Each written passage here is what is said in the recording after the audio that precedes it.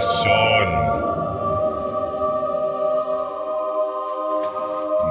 son, kneel before me and listen to my words.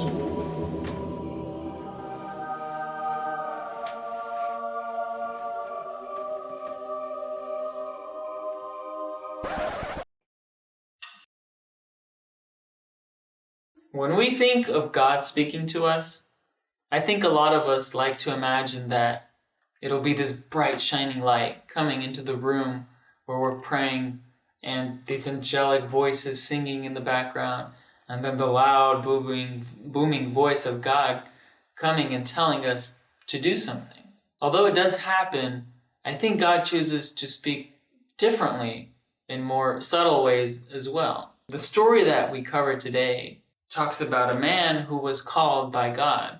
The story of Moses and the burning bush. Moses was raised as an Egyptian, raised in the most educated, prosperous lands at the time. He was the prince of Egypt. And one day he was walking out, observing the land, observing the people and the workers, and he noticed an Egyptian slave master abusing or hitting and punishing an Israelite.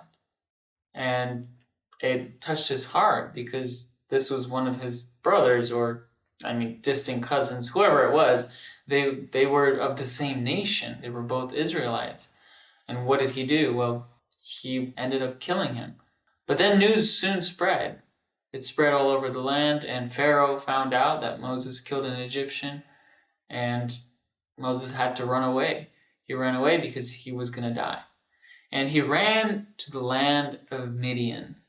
And there he eventually got married, and he would herd the sheep for his father-in-law. He would take care of the sheep. He would take the flock out to the desert to graze and eat and so forth.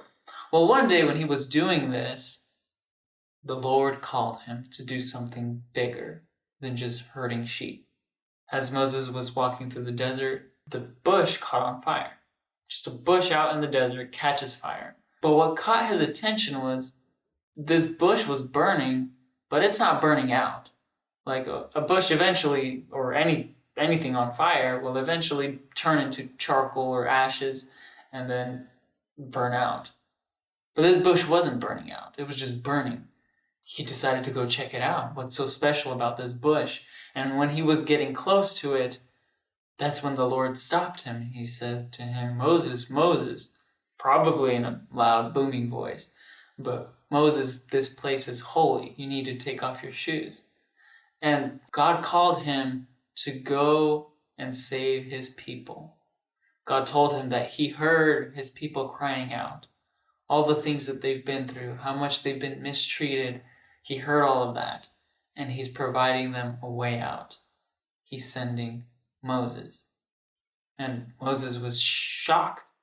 How can I, this little shepherd who is actually wanted in Egypt, go there and save this huge nation out from captivity?